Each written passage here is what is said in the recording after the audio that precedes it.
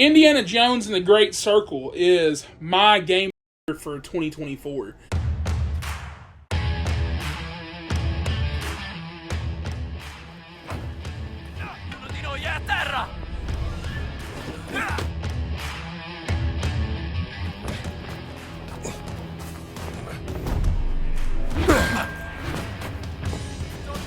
My people tell me I've been snooping. So you are the American priest that Padre Ventura was talking about?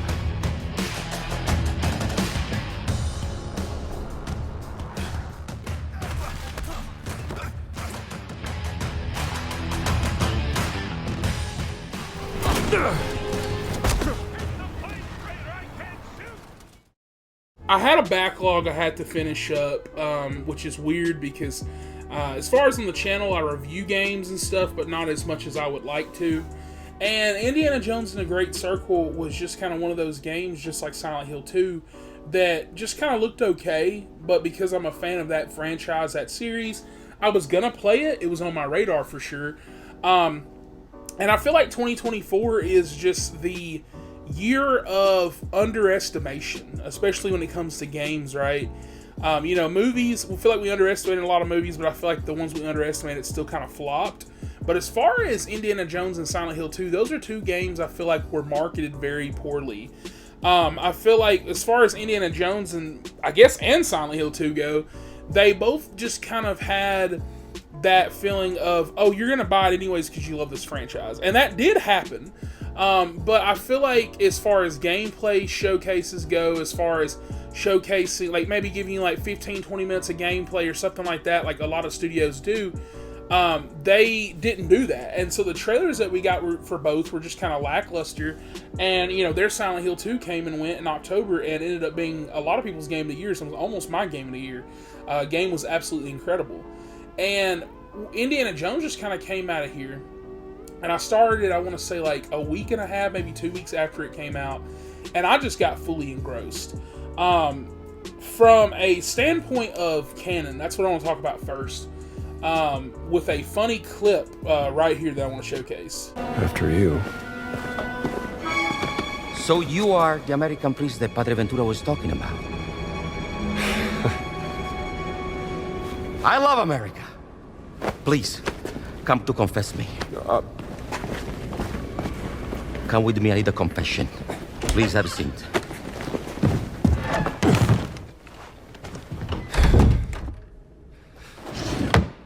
You're forgiven. Father, wait, I didn't confess yet. Hurry, let's get this over with. Father, forgive me because I've sinned. I had an affair with my mother-in-law. It's all right. Just say 3 Hail Marys. No, Father, you don't understand. My wife is expecting a child, and I fear that. What? Yeah. Let me finish, please. I fear that my mother-in-law is with the child also. Jesus Christ, what have you done? Wait. You are not a priest. Screw it.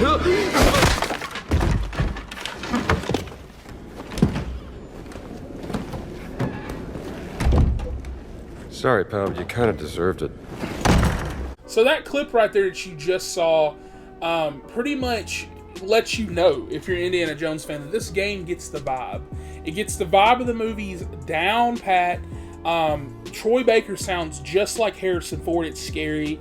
Even down to the mannerisms, the thing that Indiana Jones does. And even somebody like me that I liked what they were showing of the trailers, but I was still kind of a little hesitant. I was mainly hesitant on a gameplay perspective of like, how is this going to be? You can tell me that you're making a Tron Legacy game, and on paper that sounds cool. It's okay, we're going to be disc throwing and stuff, but then, gameplay wise, I don't know how that's going to correlate, right? And so, just like that example I just used, Indiana Jones was kind of one of those things where I know the movies have action scenes, but I feel like there's a lot of walking around, there's a lot of good dialogue, there's a lot of stuff like that, and I was wondering how they were going to merge the two.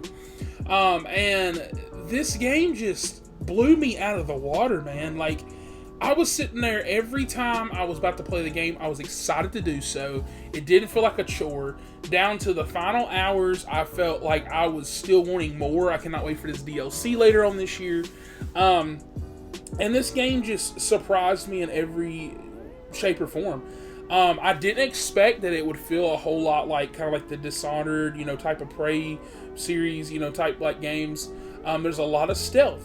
And I really like that because it's kind of like, I want to call it PG stealth, where, if you get caught, oh my god, it's like, recently Outlaws, where they got so old school with stealth, where they're like, no, you got to restart a whole mission. This game, if you get caught, you can fight your way out of things. And I really like Indiana Jones's tools in his belt that you have. So, for example, you pretty much start out with his nice little outfit, just like Indiana Jones would, and you get a revolver and you get the whip. And so, before I get into those, I want to talk about combat real quick. So, combat is more kind of like, when you press LB on Xbox, that is going to be your parry. And so if you parry somebody at the right time, when somebody swings and you parry like that, it does a mini stun for you to press the trigger to then do some swings. And for example, if somebody's running at you with a gun, or they have like a baton or something like that, you can then press a button, I believe it's RB, to throw out the whip. And that will kind of stun an enemy, let them drop their weapon, drop their guard for a second to get some fights in. And even in the middle of the game, I kind of learned out that if you press RB, you kind of like hold it down when you're up really close to somebody where you can't whip out the whip, you grab people and then you can press the punch button and just knock the hell out of somebody. And I've got a lot of funny clips of this game just going around, just beating the shit out of people. Pretty much going a little off script as far as what Indiana Jones would do. Like, I was literally getting sledgehammers, killing the shit out of people. Soldato a terra, intervenite!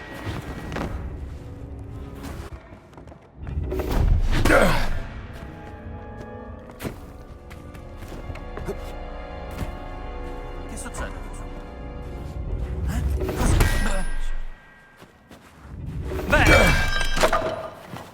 As far as your other tools in your disposal, so you have the revolver. The revolver is 6 shots, and it's pretty much, it surprised me the first time I used it, because for like the first 3, 4, 5 hours, I didn't even use it. I actually didn't even really use any guns. I was going pure stealth, pure action combat, like punching the hell out of dudes, whatever. But there came a point in the time in the story where I was doing like a side mission, and I was like, man, I really need to pull out my gun right here. I was like, I don't have any weapons. I was like, if I get caught, I was like, they're gonna start shooting at me. There's like 3 guys, so I need to pull out my revolver. And I pulled it out, and when you shoot them, I was like, they die? And this caught me off guard personally. Mainly because in a lot of video games, like if you're playing Call of Duty, it's like they got a little mini health bar or something, especially in the new Far Cry. And like you'll be sitting over there, you have to like drop 4 or 5 rounds in somebody on a revolver to kill them, or maybe 2 or 3, something like that. No, this game literally is realistic. Like, I shoot somebody in the neck, I shoot them in the chest, they're going down. They're fucking dead. And that's, like, it caught me off guard, okay? It caught me off guard in all the right ways. The other guns, even like that gunplay just in general with the revolver and other guns, feels really good. It feels smooth. There's, I don't know, like, it's just such a good game. And the main thing I wanted to tackle was, and what I feel like made me give it a 10, is the fact that the side missions, which a lot of them are side missions that are interjected in the main missions, and what I mean by that is like, you might get some fieldwork research to get an item that you need to unlock a main mission. Like, maybe, like for example, when you get to the second part, you need to get like these 6 like little tool things, and like 3 of them are like scattered around, but the other 3 are like, or actually I think 2 are big main like side missions that have fully fleshed out cutscenes, stuff like that. And that actually leads into a few side missions that aren't mandatory, especially one that I did at the end, for example, where I was saving this boy from being trapped, held up by Nazis and stuff, and it was really cool because, like I said, full fleshed out cutscenes, cool setups, things going down, like with certain characters and stuff like that, and like introducing new characters, new faces. And I really, really enjoyed that. All these side missions felt worthwhile just on a gameplay and story perspective. And that's what I mean by they got this character correct. Because even though a lot of the side missions, like one of them was like literally me just getting something for somebody, or like for example saving that boy, it's not like I'm getting $10,000 to go buy me a new revolver or something like that, like in Red Dead 2. But it's the fact that the cutscenes, the added on story, the dialogue, the character building with Indiana Jones and this new character Gina, for example, I just loved it. Like, I was like wanting more of that. And as we started building to the crescendo of the end of this story that they were telling, I was wanting to do every side piece of content. Everything was worthwhile. Everything was so fun. You know, side content, for example, can also lead you to picking up these books, and that's how you upgrade your abilities and stuff. And, you know, I heard about that early on, and I didn't know how I was going to like that. But, you know, I'm sure there's a bunch of books that I missed, but there's also a bunch of books that I got that really helped me out. Like, for example, like that RB move I said, I could now grab big enemies by the end of the game because I picked up this book, went and explored a little bit. And I really like how, you know, if you want to make it guided, you can. And they'll put up waypoints, they'll have, like, you know, objectives, stuff like that. But if you don't feel like doing that, you can just fully explore and actually listen, do your surroundings, whatever. And I did a mix of both. At the beginning, I feel like I was less guided, but then I started to want to be more guided because I was doing so much side stuff. And I was picking up other books that would be like, hey, this stuff's here, whatever. And I feel like were the main missions and stuff where I was like, okay, I want to know at least where I'm going. I can figure it out once I get there. But yeah, this game was just like, just down to the music, down to the performances. Game blew me away. This is 100% my game of the year. Nothing even came close to it, which is funny because I really love Silent Hill 2. I really loved other games this year like Astrobot and stuff. But I feel like this is definitely personal bias in it because I'm a big Indiana Jones fan.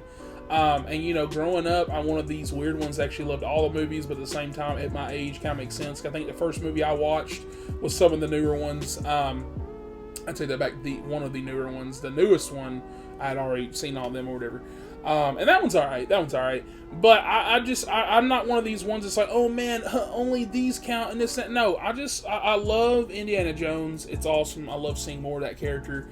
And to get something that takes place, you know, after Raiders, that fits in perfectly, that adds on more to the story, it was beautiful, and it was definitely worthwhile. And I hope that this video, if it reaches anybody that was on the fence about it, I hope that this helps you guys fully connect with it. Maybe you'll check it out. For example, this game is on Game Pass, which I don't know. There's rumors that it's doing really good numbers, which it probably is. But I don't know if that was good or bad. I feel like more players definitely played it because of Game Pass. But as far as a game, you know, I know Xbox does that with their new games, like they're going to do that with Fable and stuff like that, but I was kind of scared going into it because, you know, like I said, the gameplay showcases were just kind of okay. It would seem like they were trying to hide gameplay and stuff like that, what you did.